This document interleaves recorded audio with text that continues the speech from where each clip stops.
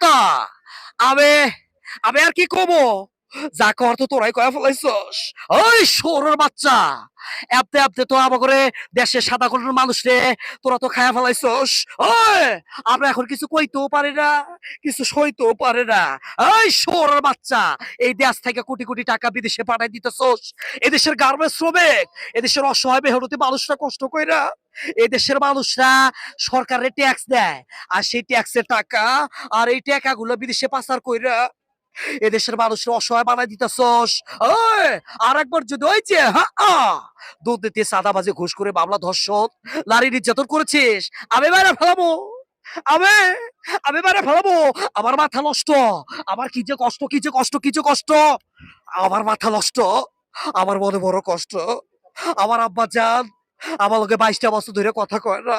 আব্বা জান আপনি কথা কন, আব্বা জান আপনি কথা কন।